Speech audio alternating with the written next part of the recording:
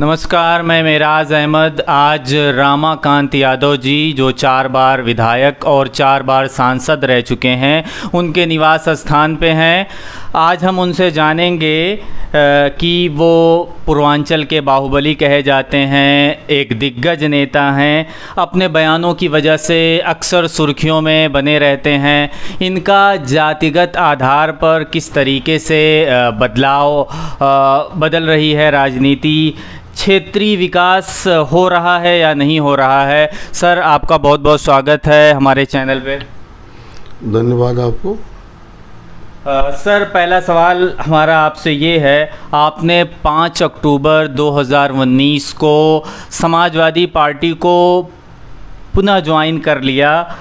क्या भारतीय जनता पार्टी में आपको वो सम्मान नहीं मिल पा रहा था, या फिर आपकी विचारधारा इस दल से नहीं मिल पा रही थी? 20 मार्च 2014 को अमर उजाला की रिपोर्ट के मुताबिक आपने कहा था, मैं क्या, मेरी लाश समाजवादी पार्टी में नहीं जाएगी। तो सर बताएं इस पे। देखिए, ऐसा है,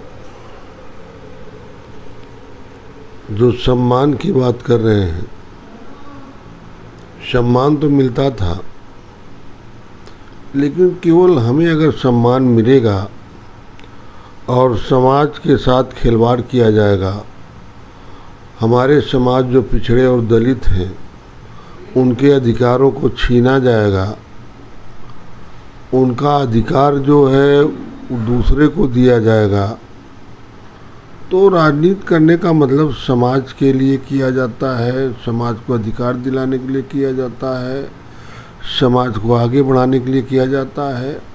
तो सबसे बड़ा समस्या जो है समाज की है।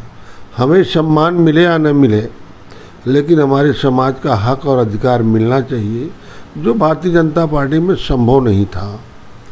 समाजवादी पार्टी निश्चित रूप से पिछड़ों, दलितों, शोषितों और सभी समाज को लेकर चलने वाली पार्टी है। सबके हित के लिए ध्यान देती है, सबका हित करती है, इसलिए समाजवादी पार्टी को हमने चुना है और समाजवादी पार्टी में हम शुरुआत में रहे भी हैं। हमेशा समाजवादी पार्टी से एक दल में, एक पार्टी में रह करके समाज में पिछड़े, वंचितों, गरीबों और शोषितों की सेवा नहीं की जा सकती है। देखिए, भारतीय जनता पार्टी में रह करके कोई भी व्यक्ति हो, वो अपने समाज, पिछड़े, दलितों, शोषितों के लिए काम नहीं कर सकता है। वो केवल उनके नेताओं की जी हुजूरी में, देश को कमज़ोर करने में जो ताकतें हैं उनकी जी हुजूरी करना पड़ेगा। जो हमारे समाज का हक मारते हैं उनकी जी हुजूरी करना पड़ेगा। वहाँ हमारे पिछड़े, दलित या अन्य समाज का हित नहीं है, मुसलमान का हित नहीं है, पिछड़ों का हित नहीं है, दलितों का हित नहीं है। ये संभव नहीं कि भारतीय जनता पार्टी में इन सबों का हित हो। तो आप ये कह रहे हैं सर कि भारतीय जनता पार्टी में रह करके समाज के वंचितों, शोषितों की सेवा नहीं की जा सकती एक तरीके से? ये सही है।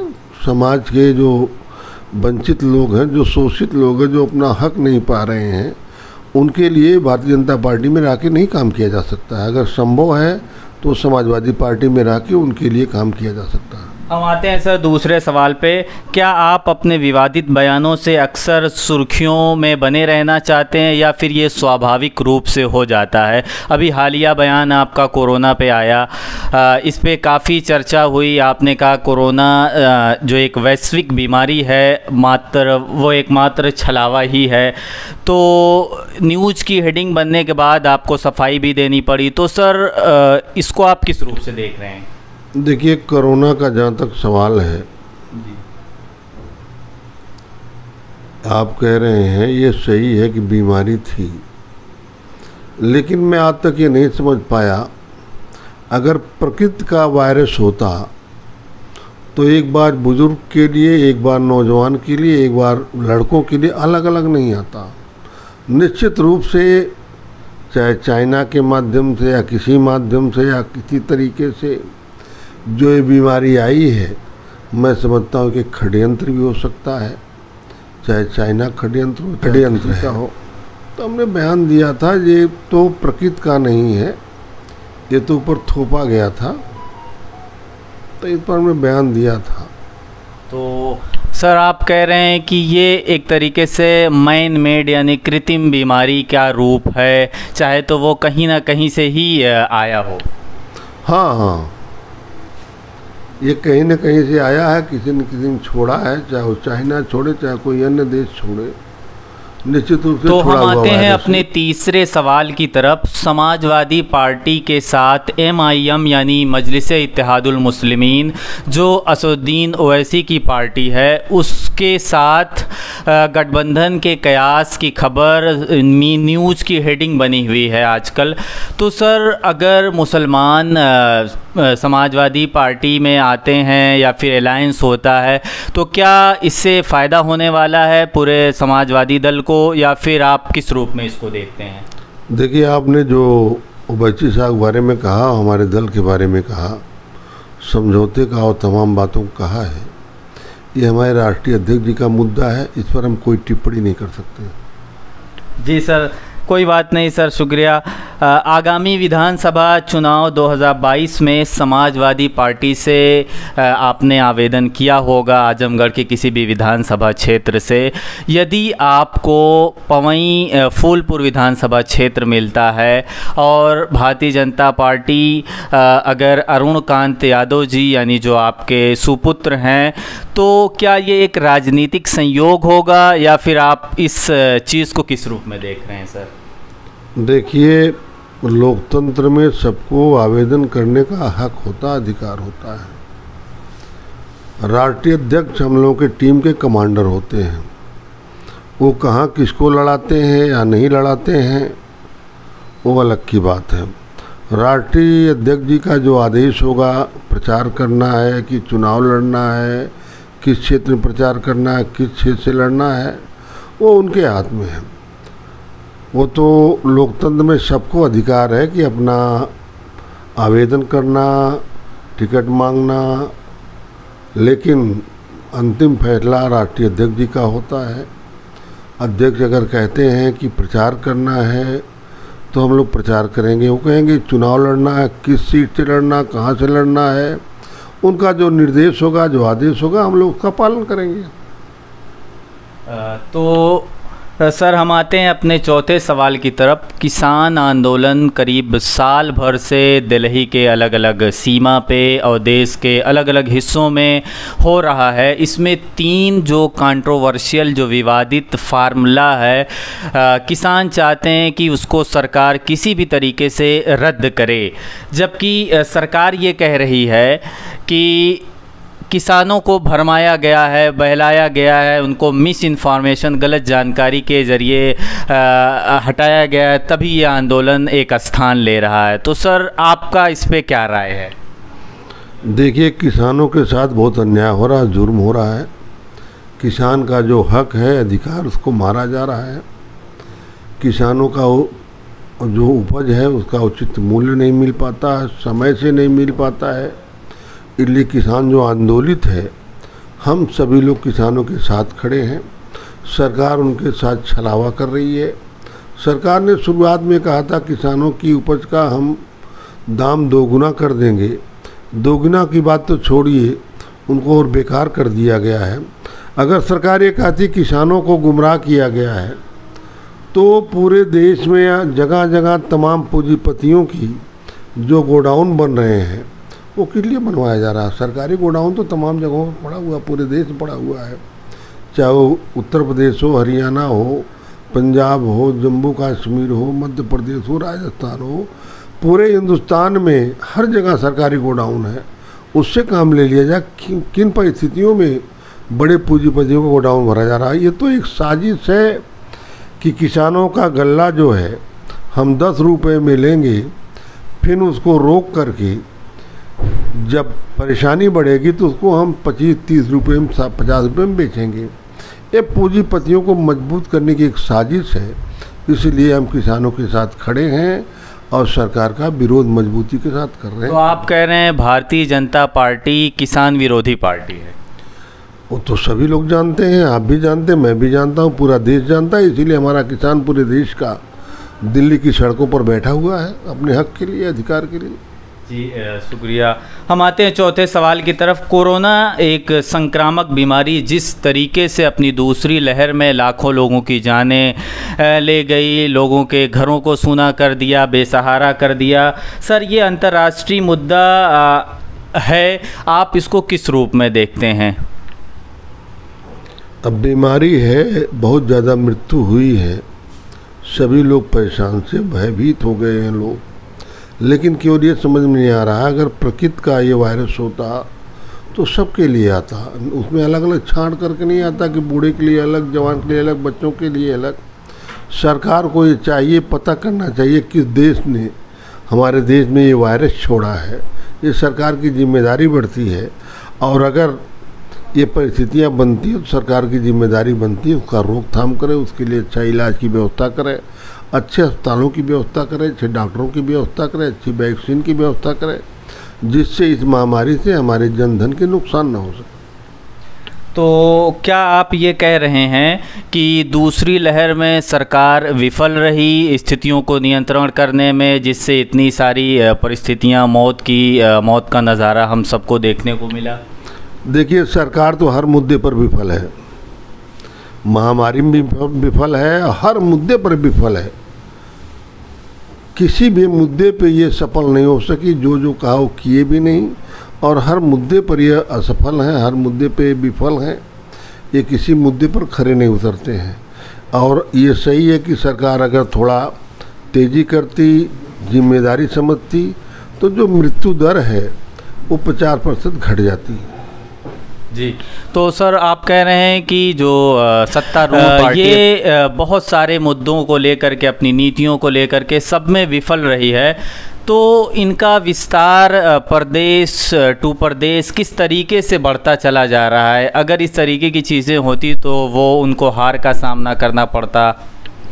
देखिए, हमारे देश में धर्म भीरू भी हैं, और जब धर्म भीरू होते हैं तो उनको बहकाना आसान होता है। आपने सवाल किया है,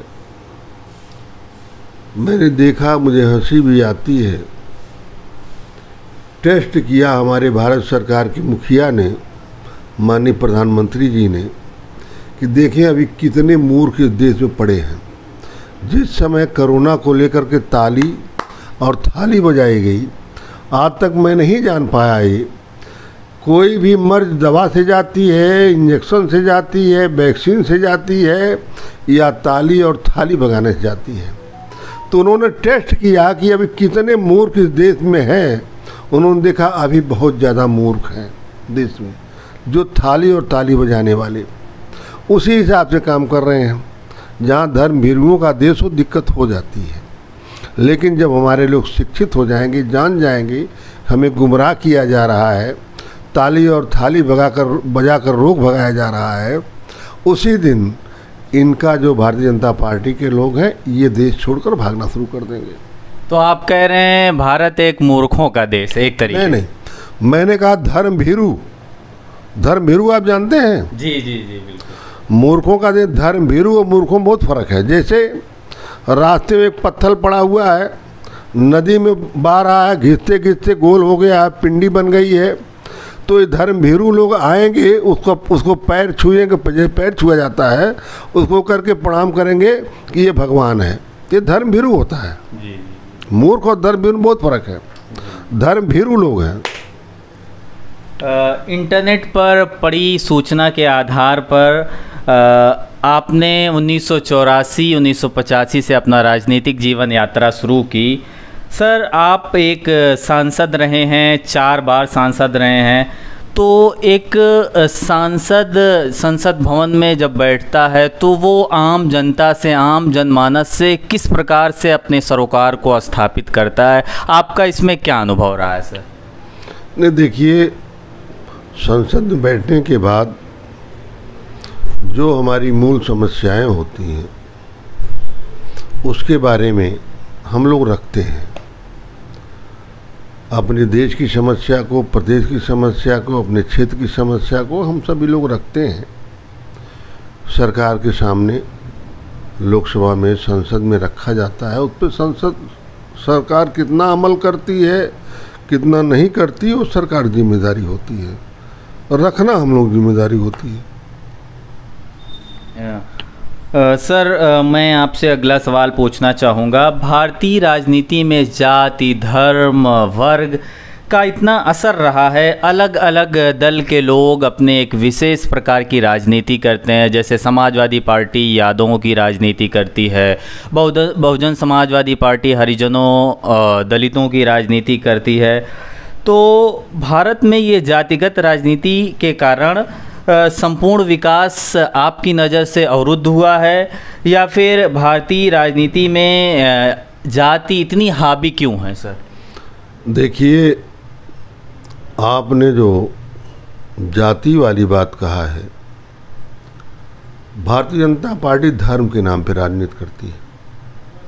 आपने समाजवादी पार्टी का नाम लिया। समाजवादी पार्टी का मतलब सभी समाज के लोग जिसमें हो वही समाजवादी पार्टी हो सकती है। समाजवादी पार्टी के ऊपर आप किसी जात विशेष का तोहमत नहीं लगा सकते हैं, क्योंकि आप देखते हैं जनेश्वर मिश्र पार्क एशिया का सबसे बड़ा पार्क है जो समाजवादी पार्टी ने बनवाया है। समाजवादी पार्टी लोहिया के सिद्धांतों पर चलती है, लोहिया को अपना आदर्श मानती है, डॉक्टर भीमराव अम्बेडकर को अपना आदर्श मानती है। तो जो समाजवादी पार्टी लोहिया को, अम्बेडकर जैसे लोगों को आदर्श मानती है, जनेश्वर मिश्रा का पार्क बनवाती है, तो यहाँ तो आप किसी जात का जो है तोहमत नहीं लगा सकते हैं। समाजवादी पार्टी का मतलब सभी समाज के लोग जिसमें आस्था रखते हों, जिसमें लोग हों और आस्था भी रखते हों, वही तो समाजवाद है जी। तो समाजवादी पार्टी पे आप ब्लेम नहीं लगा सकते हैं जी। तो सर आपने एक चीज़ों का क्लैरिफिकेशन किया, मैं इसी में आपसे सवाल काउंटर पूछना चाहूँगा कि भारत की राजनीति में जाति का इतना असर क्यों है, जाति इतनी हावी क्यों है? ज़्यादातर दल जो हैं, राजनीतिक दल, वो जाति के आधार पे ही राजनीति करते हैं, एक विशेष जाति को मोबिलाइज करने की, लामबंद करने की कोशिश करते हैं। तो इस इशू को आप किस रूप में देखते हैं? देखिए, जो आपने कहा जाति के आधार पर, धर्म के आधार पर, केवल भारतीय जनता पार्टी जो है ये करती है धर्म के नाम पर, जात के नाम पर, एक दूसरे से लड़ाने को लड़ाती है, धर्म के नाम पे लड़ाती है, जात के नाम पे लड़ाती है, तमाम मुद्दों को लेकर लड़ाने का काम करती है। जाति आधार पर केवल भारतीय जनता पार्टी काम करती है, न कि अन्य कोई पार्टियां करती हैं। जी सर, कह रहे हैं राजनीति, या फिर उर्दू में उसी वर्ड को बोलें सियासत, ये वर्ड एक ऐसी शब्दावली है जो आम जनमानस या फिर कुछ सज्जन लोगों की बात की जाए तो उसमें जाने से या फिर इस क्षेत्र में बात करने से वो हिचकते हैं, गुरेज करते हैं। तो सर क्या आम जनता को इस सियासत के बारे में बात नहीं करनी चाहिए, या फिर उससे वो गुरेज क्यों करते हैं? आपका अनुभव इसमें क्या कह रहा है सर? देखिए, इसमें जो है लोकतंत्र में अपना अपना सबका विचार है। किसका विचार सियासत में है, किसका विचार राजनीति में है, किसका विचार बिजनेस में है, किसका विचार जो किसानी में है, सबके अलग अलग विचार हैं। तो अपने विचार से काम करते हैं, उस पर कोई टिप्पणी करने की आवश्यकता नहीं। सर आप 4 बार सांसद रह चुके हैं, कोई ऐसा आजमगढ़ का क्षेत्रीय मुद्दा नहीं मिला जिसको लेकर के आपने ज़रूरी समझा कि संसद में उसकी बात उठाई जाए? नहीं, देखिए, तमाम बातों को उठाया गया था जब हम पार्लियामेंट में थे। जैसे हमारे देवरांचल में एक बार कटान हो रही थी, उस समय उस मुद्दे को मजबूती के साथ उठाए थे, हमने उठाया था। तो तमाम मुद्दे इस तरीके के होते हैं जो तुरंत के होते हैं, उठाया जाता है उसको। और समाजवादी पार्टी ने आजमगढ़ जनपद में हमारे खुद ही इतना काम कर दिया है, चाहे वो PGI हो, चाहे आपका तमाम अस्पताल हो, जितना अस्पताल, जितने रोड चाहे बना दिया समाजवादी पार्टी में, गन्ना मिल छटियाओं की है, तमाम इतना काम कर दिया है कि मैं नहीं समझता हूँ कि अपनी सरकार, अपनी पार्टी से कहने की ज़रूरत है। दूसरी सरकार आती है तो उसको, उस काम को थोड़ा, जैसे PGI आपका है, माननीय मुलायम सिंह यादव मुख्यमंत्री थे, उन्होंने पूरा धन दिया, PGI बनी भी। जब BJP की सरकार आई तो कुछ मशीनें यहाँ उठा ले गई। यहाँ बड़े बड़े पावर हाउस खोले गए, जब सरकार हटी समाजवादी पार्टी के, तो सामान कुछ उठा ले गए, बड़े बड़े ट्रांसफार्मर उठा ले गए। यहाँ पर जो है गन्ना मिल इतनी अच्छी लगवाया माननीय मुलायम सिंह यादव अपने मुख्यमंत्री काल में, माननीय अखिलेश जी ने लगवाया। मैं समझता हूँ एशिया में इतनी अच्छी कोई गन्ना मिल नहीं होगी छठियाँ जैसी। लेकिन सरकार जाने के बाद भारतीय जनता पार्टी की सरकार आई तो पता लगा गन्ना मिल भी ठीक नहीं चल रही, किसानों का भुगतान भी नहीं हो रहा, तमाम परेशानियाँ बढ़ रही हैं।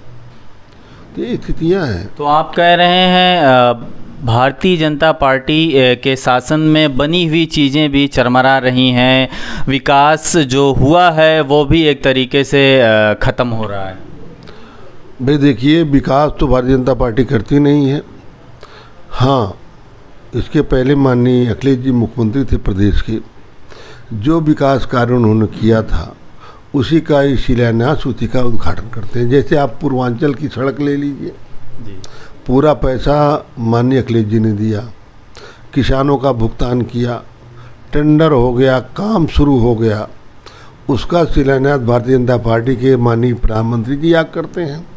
सुन रहा हूँ इसी अगस्त के महीने में माननीय मुख्यमंत्री उद्घाटन करने भी आ रहे हैं, जबकि पूरी बन नहीं सकी है। माननीय अखिलेश जी ने इससे लंबी सड़क बनवाया, इससे सुंदर सड़क बनवाया है मात्र 22-23 महीने में। और ये सड़क जो है 6 साल बनते हो गया, अभी तक कंप्लीट नहीं हो पाई है। जैसे मेट्रो है लखनऊ में, माननीय अखिलेश जी ने मेट्रो बनवा दिया, चलवा भी दिया, उद्घाटन भी कर दिया। उसके बाद जब सरकार जाती है तो भारतीय जनता पार्टी के लोग बाबाई लूटने के लिए उस ट्रेन में बैठ के उद्घाटन करते हैं। तो उद्घाटन किए हुए को उद्घाटन करते हैं, शिलान्यास किए हुए काम को शिलान्यास करते हैं।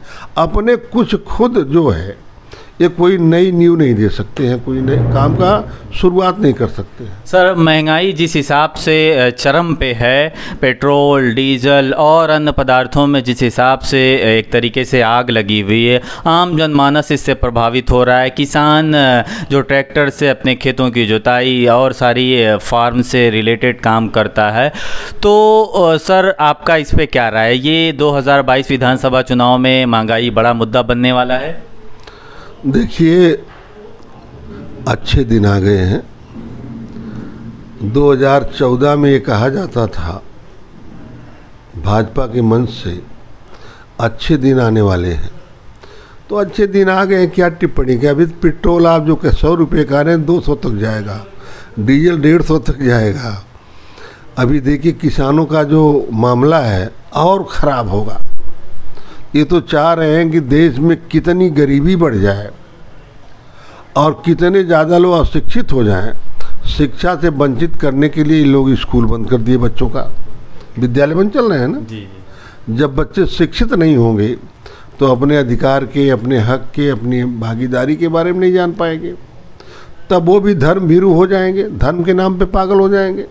और शिक्षित रहेंगे तो धर्म के बारे में पागल नहीं, तो विज्ञान पर जाएंगे, प्रकृति पर जाएंगे, संविधान पर जाएंगे, उसके बारे में सोचेंगे।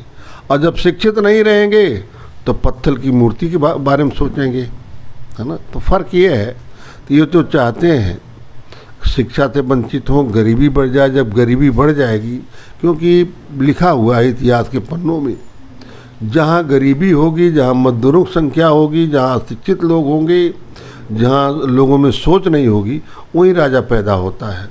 जहाँ लोगों में चेतना होगी वहाँ राजा नहीं पैदा हो सकता है। तो ये लोग अपने राज करने के लिए, इनके कुछ संस्थापक लोग जो आरएसएस के, उन लोगों ने लिखा भी है कि जब देश में गरीबी बढ़ जाएगी, मजदूरों की संख्या बढ़ जाएगी, लोग अशिक्षित हो जाएंगे, तब आप 1500 साल राज कर लेंगे। जब लोग शिक्षित होंगे, खुशहाल होंगे, तो आप 2-4 साल तक भी राज नहीं कर पाएंगे, विरोध हो जाएगा। उसके तहत जो है भारतीय जनता पार्टी ने विद्यालय बंद करवाया है, तमाम ऐसी घटनाएं कर रहे हैं जिससे हमारे लोग शिक्षा से वंचित हो जाए और गरीबी बढ़ जाए, गरीब लोग हो जाए। आम जनमानस के अंदर ये एक सवाल है कि 2019 लोकसभा चुनाव में भारतीय जनता पार्टी ने आपको टिकट नहीं दिया, तो आपने भारतीय जनता पार्टी को छोड़ दिया। ये आने वाला विधानसभा चुनाव 2022 उत्तर प्रदेश का, यदि कल्पना करिए अगर आपको टिकट नहीं मिला तो क्या आप पार्टी छोड़ने के इरादे से? देखिए, पहली बात तो आप गलतफहमी में हैं। मैंने भारतीय जनता पार्टी टिकट मांगा नहीं था। अगर मांगा हो, कहीं देखी, कहीं अप्लाई किया हो, कोई एप्लीकेशन दिया हो, कोई प्रार्थना पत्र दिया हो वहाँ हमने कार्यालय में, तो आप कहिए इस बात को। मैंने तो टिकट मांगा नहीं। और समाजवादी पार्टी का जहाँ तक सवाल है, मैंने पहले भी कह दिया, हमारे नेता का जो आदेश होगा, हम लोग बहुत रह चुके हैं MLA और MP, हम अब समाज के लिए काम करना चाह रहे हैं। समाजवादी पार्टी में रहकर ही समाज को संवार सकते हैं, मजबूत कर सकते हैं। हमारे राष्ट्रीय अध्यक्ष जी का जो निर्देश होगा उसी का हम पालन करेंगे। हमें बहुत शौक़ नहीं है कि विधानसभा लोकसभा लड़े। हमें शौक़ है कि समाजवादी पार्टी को मजबूत करें और जो उपेक्षित समाज है, पिछड़ा समाज है, दलित समाज है, वंचित समाज है, उनके लिए हम काम करें। अंत में हम आपसे सर सवाल पूछना चाहेंगे आपके राजनीतिक कैरियर के बारे में। आपको शेरे पूर्वांचल के नाम से भी पुकारा जाता है, बाहुबली जैसे शब्द का भी इस्तेमाल किया जाता है। तो सर ओवरऑल हम ये जानना चाहेंगे कि आपने अपना राजनीतिक कैरियर किस रूप में शुरू किया, क्या परिस्थितियां रहीं, आप अपने मार्गदर्शन दीजिए हमारे दर्शक को। देखिए, राजनीतिक परिस्थितियाँ बदलती रहती हैं। हमने जब शुरुआत किया तो निश्चित रूप से यहाँ की जनता का, हमारे परिवार के लोगों का, सबका सहयोग था शुरुआत करने में, और धीरे धीरे हमने जनता की सेवा करते गए और आगे बढ़ते गए। बस यही है, और कोई बात थोड़ी ना।